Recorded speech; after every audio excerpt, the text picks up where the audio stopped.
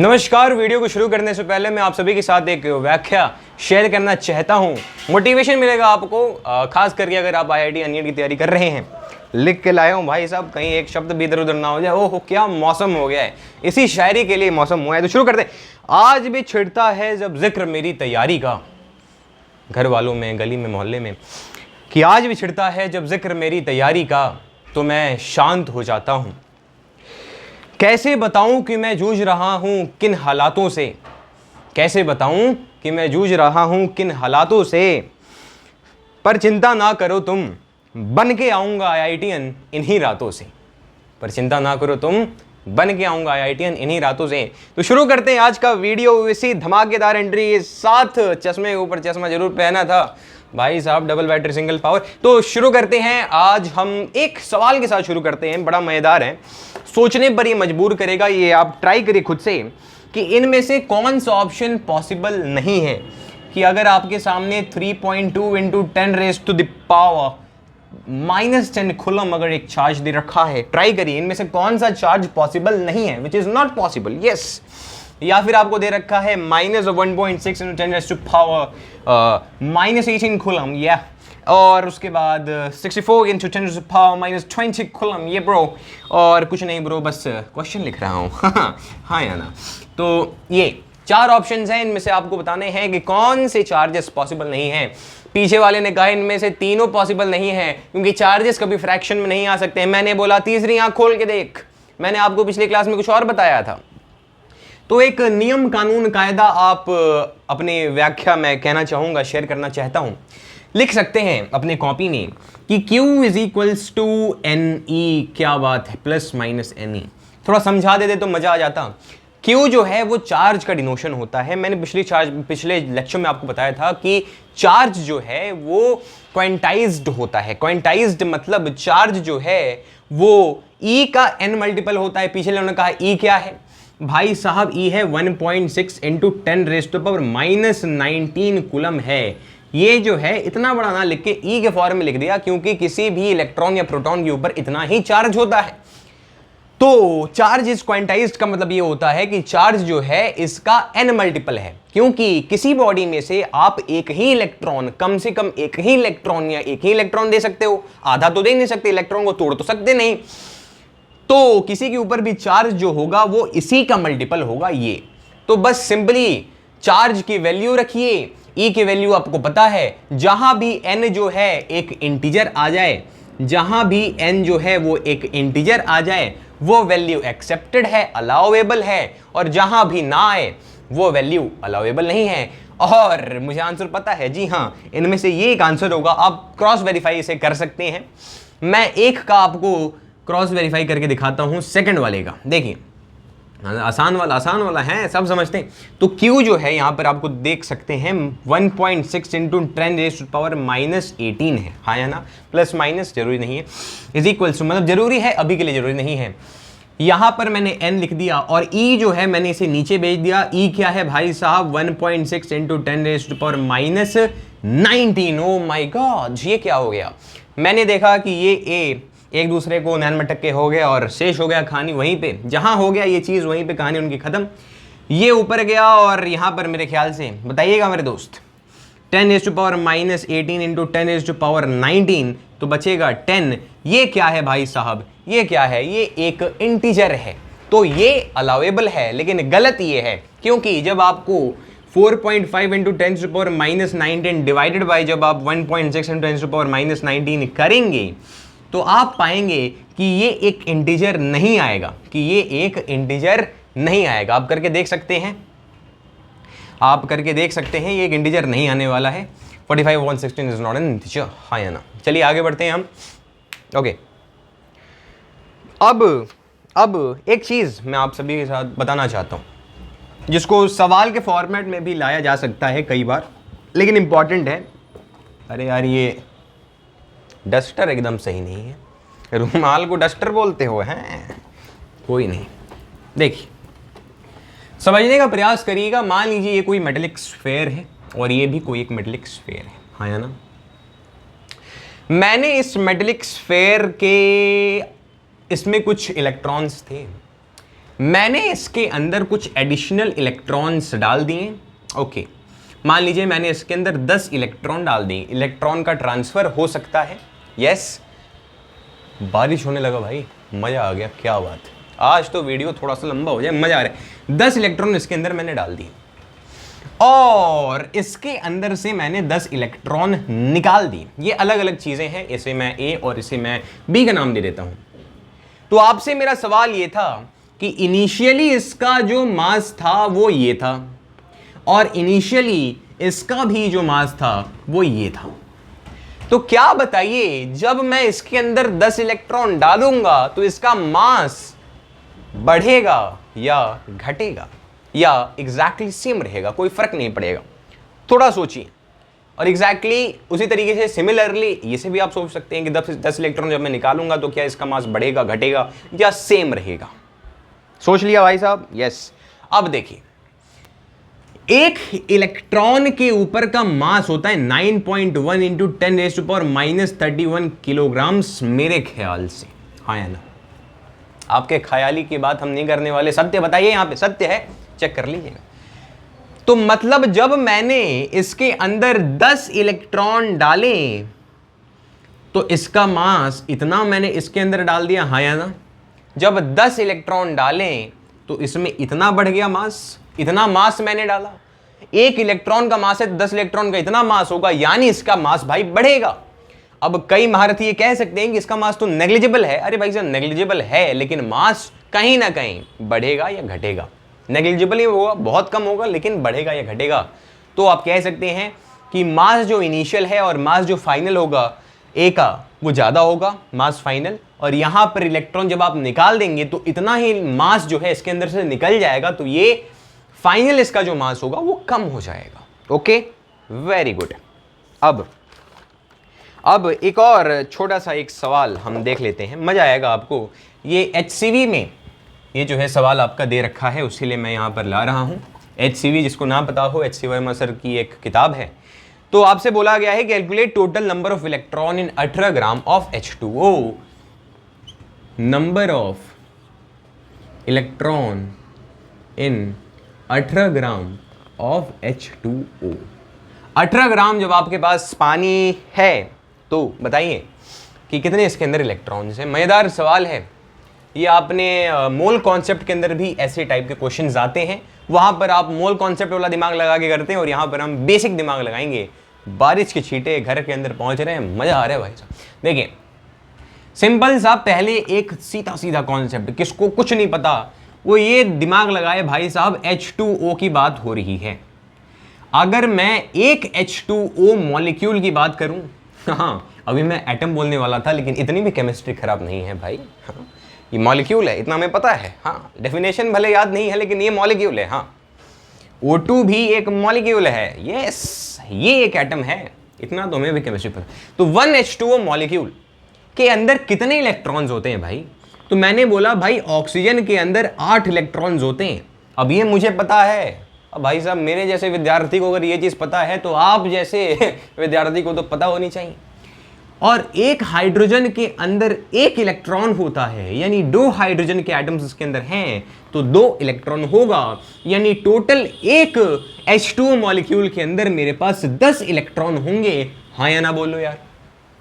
अब मैंने बोला कि यार 18 ग्राम में बताओ, ये क्या बोल रहे हो आप?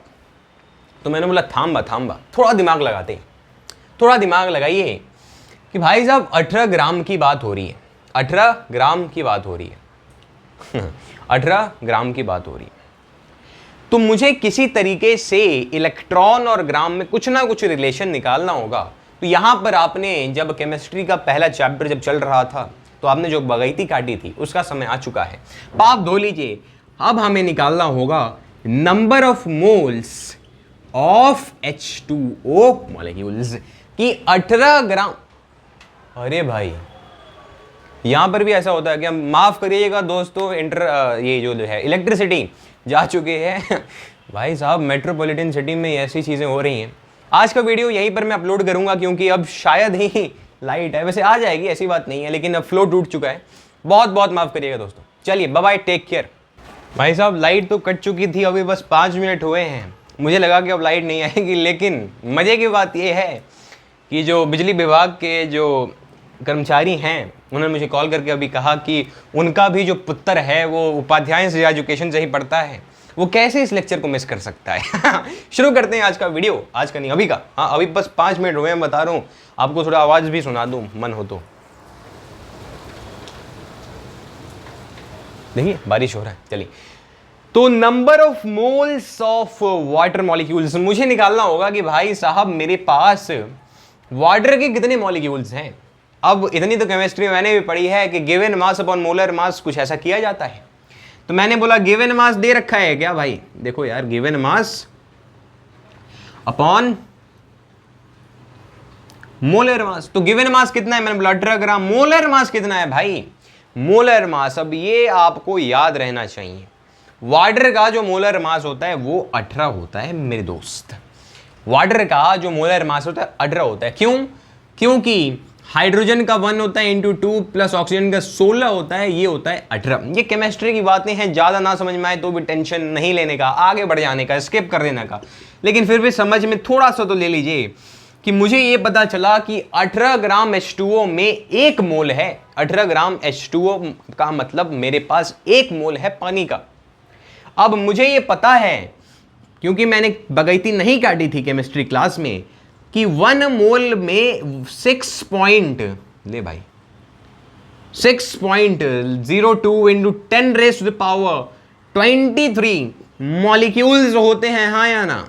जैसे एक दर्जन में 12 केले होते हैं, एक दर्जन में 12 कोई भी चीज हो सकता है, हाँ या ना। तो 1 मोल में इतने मॉलिक्यूल्स होते हैं।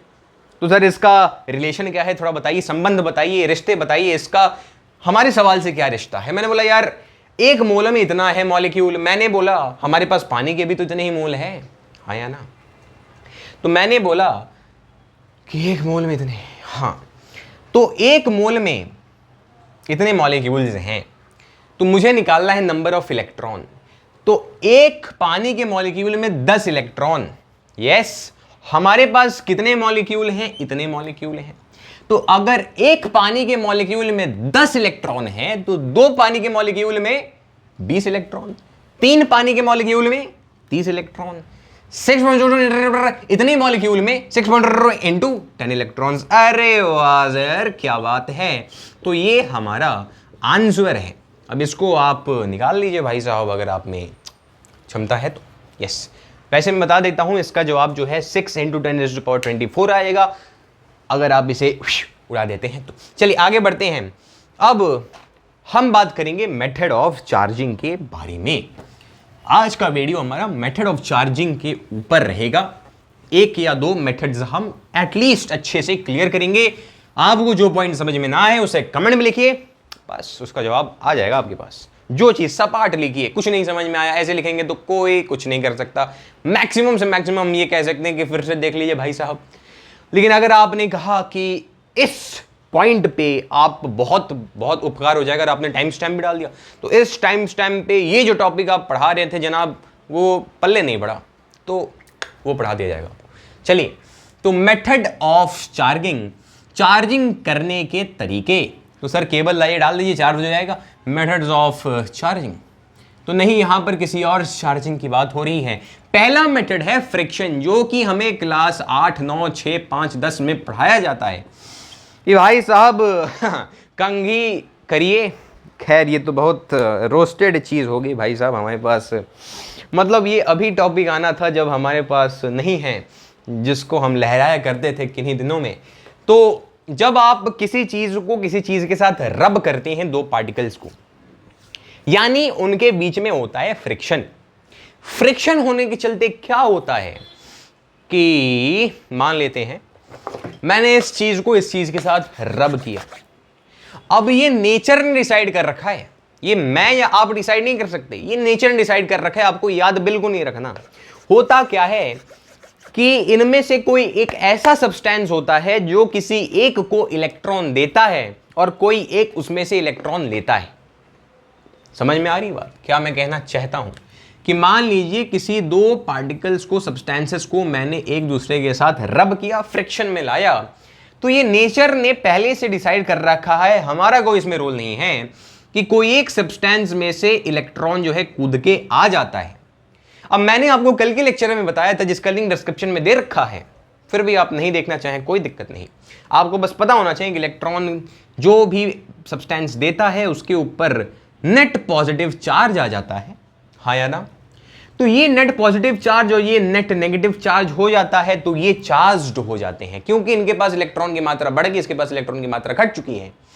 तो जब आप किसी इसको न्यूट्रल बॉडी के पास लेके जाते हैं तो वो उससे अट्रैक्ट हो जाता है। वैसे ही जब हम बालों में कंघी करते हैं, उसके बाद कंघी को ले जाके आप किसी क्या कहते हैं भाई साहब, हाँ, पेपर के कटे कटे टुकड़े के पास ले जाएंगे तो वो उसके चिपकने लगते हैं, क्योंकि वो चार्ज्ड हो जाता है इलेक्ट्रॉन्स के ट्रांसफर के चलते। बहुत ज़्यादा इस पर डीपली आपको रिसर्च नहीं करना है, बस एक दो चीज़ मैं आपको बताना चाहता हूँ, आप थोड़ा समझ जाइए। कि मान लीजिए ये कोई बॉडी ए है, ये कोई बॉडी बी है, तो जब यहां से इलेक्ट्रॉन इसके ऊपर आया तो चार्ज ऑन बी कुछ था और चार्ज ऑन ए कुछ था, हाँ या ना। और मास ऑफ बी कुछ है और मास ऑफ ए कुछ है। इसके अंदर से इलेक्ट्रॉन गया है, ए के ऊपर से इलेक्ट्रॉन गए हैं, हाँ या ना। तो इसका मास इनिशियल ऑफ ए जो है वो घट जाएगा, हाँ या ना। क्या आप समझते हैं? अब अगर एक इलेक्ट्रॉन के ऊपर का मास होता है इतना, हाँ या ना, तो अगर m इलेक्ट्रॉन्स एक इलेक्ट्रॉन के ऊपर का इतना है, तो n इलेक्ट्रॉन्स मान लीजिए अगर चले गए, n इलेक्ट्रॉन्स अगर चले गए तो उतना मास इसका चला जाएगा। मान लीजिए एक इलेक्ट्रॉन चले गए, अगर m इलेक्ट्रॉन्स हैं तो इसके ऊपर का मास इतना हो जाएगा, यानी m इंटू, इसको हम कुछ कह देते हैं, इसको मास ऑफ इलेक्ट्रॉन कह लीजिए, इसको n लिख देते हैं ना, क्या दिक्कत है, n लिख देते हैं, ठीक है। तो n into mass of electrons, हाँ या ना, इतना घट जाएगा। क्या आपको ये चीज समझ में आ रही है मैं क्या कहना चाहता हूं? देखिए, इसका कुछ मास इनिशियल था, इसके अंदर से मान लीजिए n इलेक्ट्रॉन्स निकल गए, इसके अंदर से n इलेक्ट्रॉन्स निकल गए, हाँ या ना। तो एक इलेक्ट्रॉन के ऊपर का मास है इतना, तो n इलेक्ट्रॉन्स निकले तो n इलेक्ट्रॉन्स का मास इतना हो जाएगा, यानी इसमें से n इलेक्ट्रॉन्स का मास कम हो चुका है। और वही चीज mass of initial of B में जितने इलेक्ट्रॉन्स यहां से निकले उतने इलेक्ट्रॉन्स की बढ़ोतरी इसमें हो चुकी है, यानी इसका मास बढ़ चुका है। सिंपल सी बात। और इसके ऊपर से n इलेक्ट्रॉन्स निकल चुके हैं तो इसके ऊपर पॉजिटिव चार्ज आएगा, और B के ऊपर जो है n इलेक्ट्रॉन्स आ चुके हैं, इसीलिए इसके ऊपर नेगेटिव चार्ज आएगा। इतनी इसमें से आपको ध्यान में रखनी है बात, इतनी इसमें आपको ध्यान में रखनी है बात, ठीक है? ओके, यस, हाँ। और ये जो है वो मास फाइनल है ए का, और ये जो है वो मास फाइनल है बी का। आप जब नेट मास देखोगे या फिर टोटल मास देखोगे तो वो mass initial of A plus mass initial of B ही होगा। इसका मतलब कंजर्वेशन ऑफ मास से कहीं ना कहीं रिलेशन हो रहा है कि दो बॉडीज के अंदर इलेक्ट्रॉन्स का ट्रांसफर हुआ है, तो भाई साहब इलेक्ट्रॉन इस बॉडी से इस बॉडी पे गया है, लेकिन नेट मास देखोगे तो सेम ही है, क्योंकि यहीं से इलेक्ट्रॉन यहां पर गया है। इंडिविजुअली देखोगे तो मास इसका कम हुआ, इसका बड़ा है, लेकिन नेट में देखोगे, दोनों को तौलोगे तो मास उतना का उतना ही है। वो ये इक्वेशन कहना चाहता है, ठीक है? तो फ्रिक्शन वाली बात हो चुकी है, इसके ऊपर क्वेश्चन करने का कोई मतलब नहीं बनता। अंडरस्टैंडिंग कंडक्टर, यही इसी के ऊपर एक आध क्वेश्चन आपको दिख जाएंगे तो आप कर लेना यार, संभाल लोगे, इतना भरोसा है आप पे, संभाल लोगे ना भाई साहब। अब अंडरस्टैंडिंग कंडक्टर्स, थोड़ा सा कंडक्टर्स को समझा जाए, उसमें मेन बात ये आपको समझनी है कि किसी भी कंडक्टर के ऊपर अगर चार्ज है, क्या बोला, किसी भी कंडक्टर के ऊपर अगर चार्ज है तो वो चार्ज उसके सरफेस पर ही रहता है जनाब। वो चार्ज जो है वो उसके सरफेस पर ही रहता है। क्या बोला? चार्ज जो है वो उसके सरफेस पर ही रहता है। यानी इसको मैं अगर बीच से काट दूं और बीच में देखूं कि भाई साहब इसमें भी चार्ज है क्या, छूने पे करंट लगेगा क्या, नहीं, उसके ऊपर कोई चार्ज नहीं होगा। ये होता है कुत्ते को डॉगी कहा जाता है, कैट नहीं कहा जाता। ऐसा होता है, हम मान लेते हैं, वैसे ही होता है, मान लीजिए। बस रिसर्च करना है तो मुझे भी बताइएगा, कुछ नया निकले तो। एक मुझे इंटरेस्टिंग डाउट आया था जब मैंने इस टॉपिक को पढ़ा था कि आप थोड़ा सोचिए इसमें क्या ऐसी बात है कि मान लीजिए एक स्विमिंग पूल है, ठीक है, और स्विमिंग पूल के अंदर लोग हैं, तैर रहे हैं। मैंने क्या किया कि बिजली का तार कहीं से तोड़कर उसमें बिजली तैर रही है, मतलब हाँ, स्विमिंग पूल के अंदर डाल दिया भाई साहब। खुराफाती दिमाग, आप ऐसा नहीं करिए, ठीक है। तो आप बस एक बात बताइए कि जैसे हमने कहा था कि चार्ज केवल कंडक्टर के सरफेस पर रहता है, तो क्या जो चार्ज है पानी के ऊपर केवल सरफेस पर रहेगा? स्विमिंग पूल है, पैक्ड है पूरा, सरफेस पर अगर रहेगा चार्ज, तो क्या अगर उसके अंदर के लोग अगर डुबकी मार के नीचे बैठ जाएं तो क्या उन्हें करंट लगेगा या नहीं लगेगा? क्योंकि चार्ज तो केवल सरफेस पर है। क्या ऐसी आपके मन में अगर थोड़ा डाउट है, थोड़ा रिसर्च करिए, क्या ऐसा होगा? थोड़ा सा रिसर्च करना चाहिए। चलिए आगे हम बढ़ते हैं इंडक्शन के ऊपर। ये बस नॉलेज की बात है, हो सकता है कहीं पूछ दे भाई साहब, रास्ते चलते किसने पूछ दिया तो बोल दे नहीं नहीं नहीं सरफेस पर रहता है। इंडक्शन, वो चूल्हे की बात नहीं हो रही है जनाब, आइए इधर इंडक्शन की बात करते हैं। इंडक्शन मतलब क्या होता है? इंडक्शन मतलब होता है प्रभाव। आप भी किसी से बहुत ज्यादा प्रभावित हैं, हम समझ सकते हैं, I will not tell that thing, अंदर में आपसी बातें हैं। इंडक्शन की बात यह है कि मान लीजिए कोई एक कंडक्टर है, बेचारा मस्त जीवन उसका चल रहा था, लेकिन उसको प्रभाव, उसके सामने एक प्रभावशाली व्यक्ति आ गया, तो वो बहुत ही ज्यादा चार्ज्ड था। फॉर इंस्टेंस हम ले लेते हैं कि इट इज पॉजिटिवली चार्ज्ड, ये तो ये एक न्यूट्रल कंडक्टर है। ये कंडक्टर, पहली बात, अगर एक इंसुलेटर ले लेते हो तो वो बेचारा संत जीवन है, उसको फर्क नहीं पड़ता, चुपचाप बैठे रहते हैं, थोड़ा इधर उधर हो सकता है हाँ सबके, लेकिन ये कंडक्टर है। तो जब हम पॉजिटिवली चार्ज्ड पार्टिकल को लेकर आते हैं तो उसके अंदर फ्री इलेक्ट्रॉन्स घूम रहे हैं। उसने देखा कि अरे भाई बाराती आए हैं, तो चलिए देखा जाए कहां है। तो वो छत के एक कोने पर आकर एक्यूमुलेट हो जाते हैं इलेक्ट्रॉन्स, और इलेक्ट्रॉन्स के ऊपर होता है नेगेटिव चार्ज। तो नेगेटिव चार्ज जहां पर एक्यूमुलेट होगा वहां पर हम कहते हैं कि वो नेगेटिवली चार्ज्ड हो चुका है। और यहां पर बेचारे प्रोटॉन्स पड़े हुए थे, हाँ या ना? अब कई लोग ये समझते हैं कि पॉजिटिव चार्ज उधर भाग गया, नेगेटिव चार्ज इधर आ गया। ऐसे कुछ नहीं हुआ। पॉजिटिव चार्ज बेचारा चुप का चुप है, पेड़ है, वो जहां है वहीं पे बैठा रहेगा। इलेक्ट्रॉन सारी दुनिया के मजे ले लेगा, लेकिन प्रोटॉन वहीं का वहीं। तो जब यहां पर प्रोटॉन बैठा हुआ है, इलेक्ट्रॉन उसके ऊपर का भाग चुका है, इसी वो क्या कहते हैं फेनोमेनन को हम कहते हैं कि कर्नल्स जो हैं वो एक्सपोज्ड हो चुके हैं। बस टेक्निकल टर्मिनोलॉजी है कि जो कर्नल्स हैं वो एक्सपोज्ड हो चुके हैं, यानी प्रोटॉन्स के ऊपर जो वैलेंस इलेक्ट्रॉन्स थे, न्यूक्लियस के ऊपर जो वैलेंस इलेक्ट्रॉन्स थे वो भाग चुके हैं। तो बेचारा एक्सपोज हो चुका है, उसके ऊपर की जो बाल थे वो उड़ गए, चुपचाप बैठा हुआ है। तो कुछ इस प्रकार का हो जाएगा। पीछे वाले ने कहा कि हाँ ये चार्ज हो चुका है क्या sir? Is it charged? Is it charged?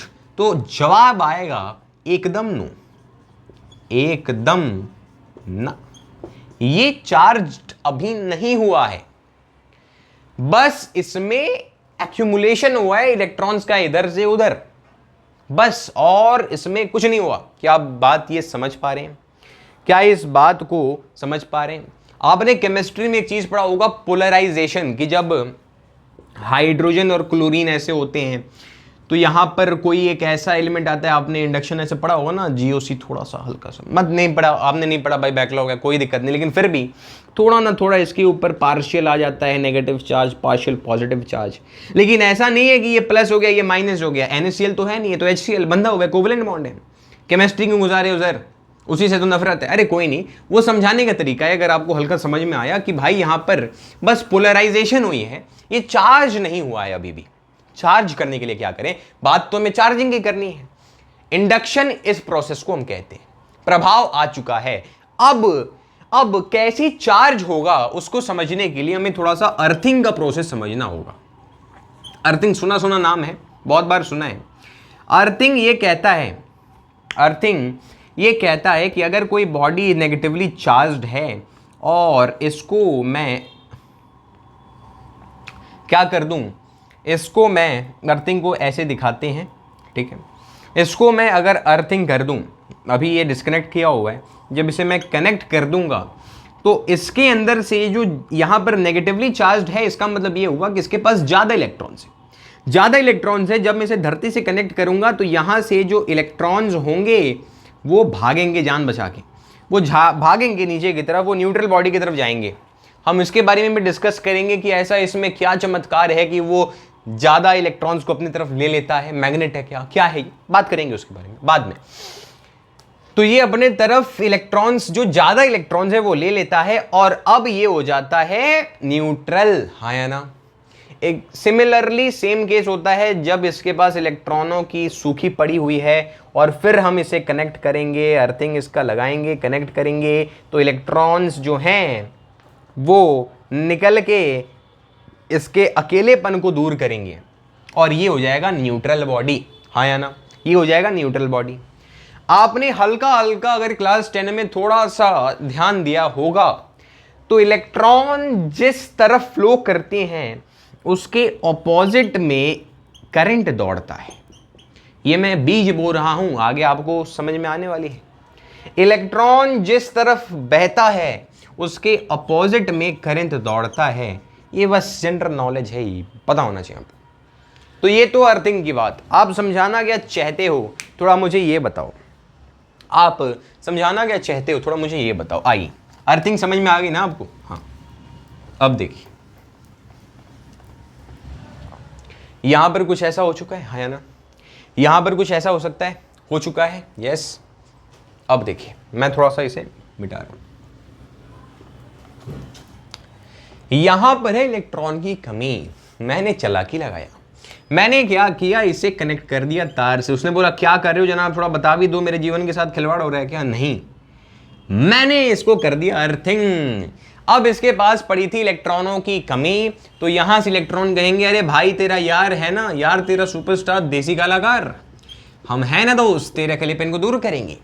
तो ये जो होगा वो न्यूट्रल हो जाएगा, इसे न्यूट्रलाइज कर देंगे।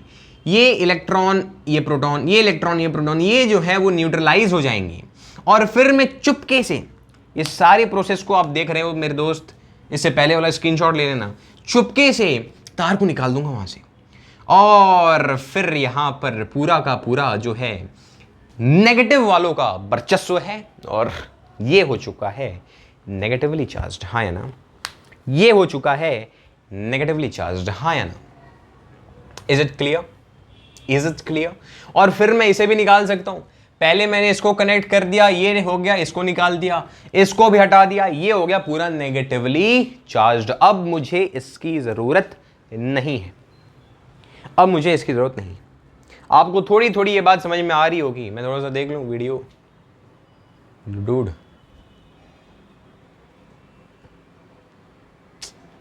पता नहीं यार कब से ये ऐसे है। कोई नहीं, शायद आपको दिखा होगा, कोई नहीं यार, दुख हो जाता है यार, कैमरा नीचे पड़ गया इतने। चलिए ये आपको समझ में आ गया। अब देखिए थोड़ा सा और इसी में अल्टरनेटिव कॉन्सेप्ट्स लगाते रहिए, मजा आता रहेगा। पहले मैं आपसे पूछूंगा, आप वीडियो को पॉज करके सोचिए कि ऐसा क्या होना चाहिए यहां पर।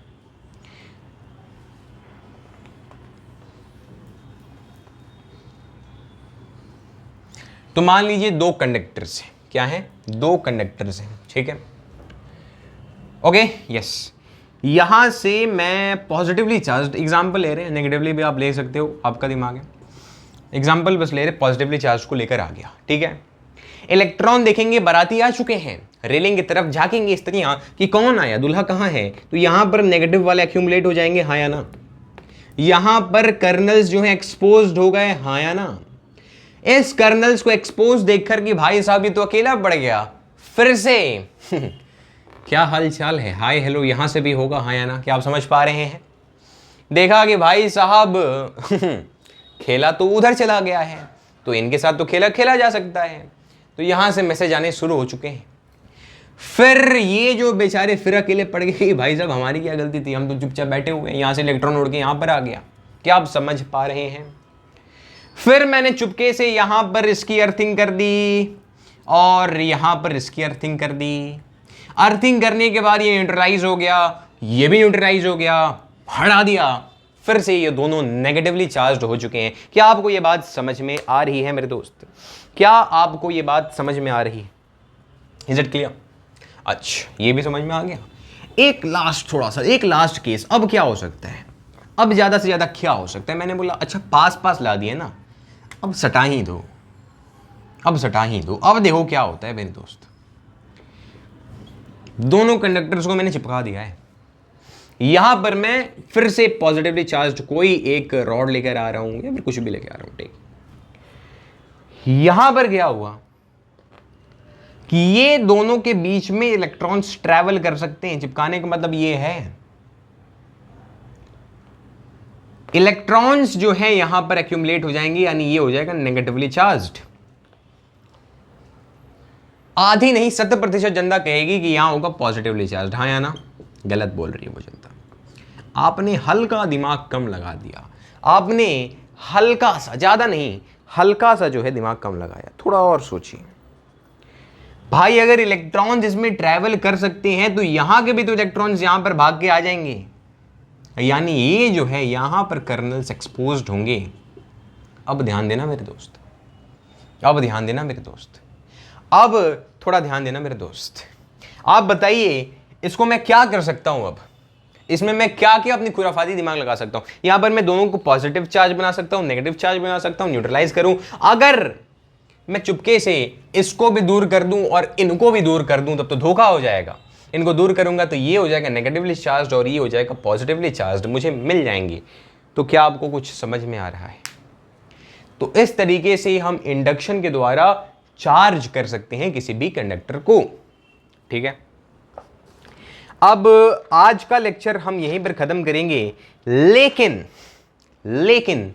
जाने से पहले, जैसे हर एक जो आप वेब सीरीज देखते होंगे या कोई सीक्वेंस में कोई मूवीज होती होंगी, तो लास्ट में एक सस्पेंस डाल देते हैं कि अगले मूवी का आपको इंतजार रहे, वैसे ही हम लेक्चर में भी वो काम कर देंगे। आपने बचपन से पढ़ा होगा कि like charges repel each other, unlike charges attract each other. हाँ या ना? लेकिन क्या ये सत्य है? कैन, लिख लीजिए क्वेश्चन, हो सकता है यूपीएससी सिलेबस में आ जाए। Can like charges attract each other?